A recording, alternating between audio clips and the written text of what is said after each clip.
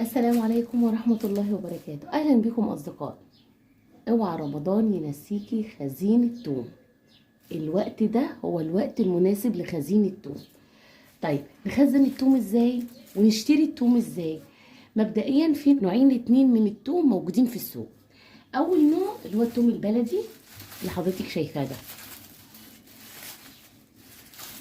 ده التوم البلدي اللي فصوصه بتبقى بيضة.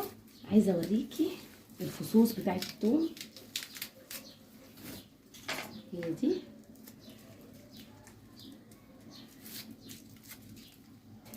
مبدئيا كده روس التوم كل ما كانت صغيره بتعيش، بس انا ما بحبش الصغيره دي بالنسبه لي برميها، لان بتخنق من ان انا اقعد افصص كل الفصوص الصغيره دي وان انا اقشرها لا، انا بغسلها زي ما هي كده واستخدمها زي ما هي.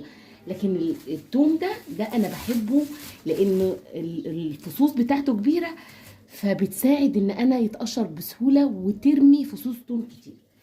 طيب مبدئيا التوم تختاريه كل ما كان التوم زي ما حضرتك شايفه كده بالطينه بتاعته، كل ما قالت ان التوم ده هيعيش وقت اطول، هيتخزن وهيتعيش وقت اطول.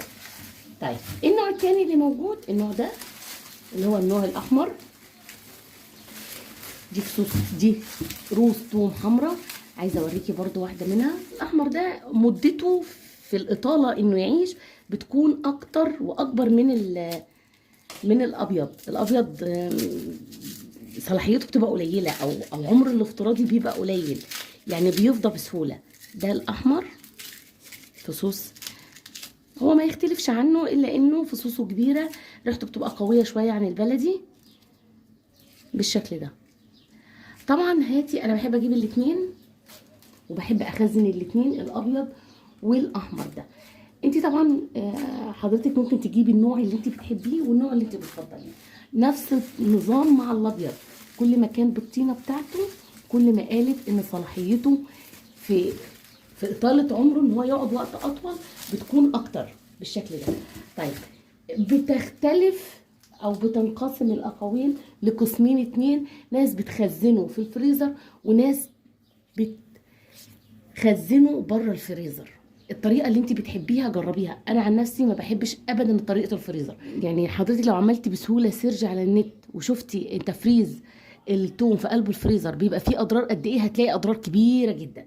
فنبعد على الحاجه اللي ممكن يكون فيها شك، خلينا في الطريقه التقليديه اللي جدودنا واللي امهاتنا عودونا عليها، ان هو يتربط ربطه محترمه، يفضل السنه كامله، يتحط في مكان ما فيهوش شمس خالص، يفضل السنه كامله لحد التوم. عايزه اوريكي التوم بتاع السنه اللي فاتت دي، يعني دي اخر واحده موجوده من التوم بتاع السنه اللي فاتت. عايزه اوريكي، شايفه زي ما هو ما حصلوش حاجه، يعني ده بتاع السنه اللي فاتت اهو، وده بتاع السنه دي، مفيش اي مشكله خالص، يعني الاتنين مفيش فرق بينهم وبين بعض، الا انه الجديد طلع فريحته اقوى في الاكل فاشتريناه عشان كمان التخزين. كل دي المعلومات اللي بين التفريز وبين التخزين، وحضرتك زي ما انت متعوده. لو انت بتخزني زيي فهوريكي طريقه مش هياخد مكان، طريقه شكلها شيك جدا وطريقه معتمده قوي في ان انت تخزني بيها التوم. اولا هنبدا مع الابيض ده، رصين اتنين من التوم قصاد بعض، وابدا بقى اخد راس التوم بالشكل ده، اميلها واخد الجنب بتاعها ده كده والفها على راس التوم وانزل العود بتاعها لتحت. راس ثانيه قصادها وبالطريقه العكسيه هلفها على راس التوم وانزلها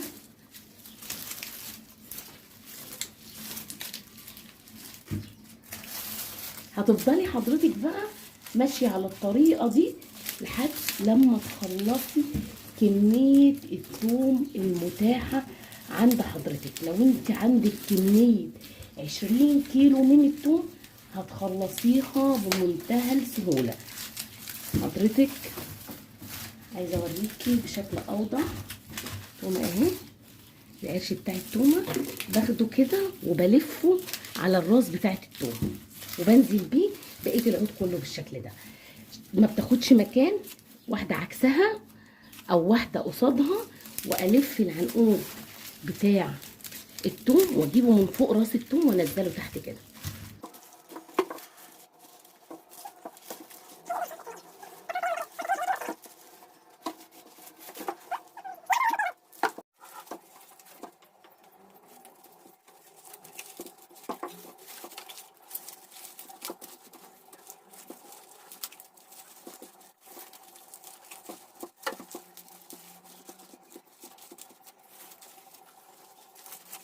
وبأي رباط من هنا تبدأي تربطيه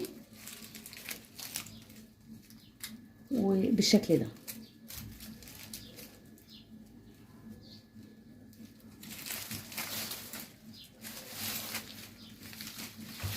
ما ياخدش مكان، تفضلي محافظة عليه أطول وقت ممكن.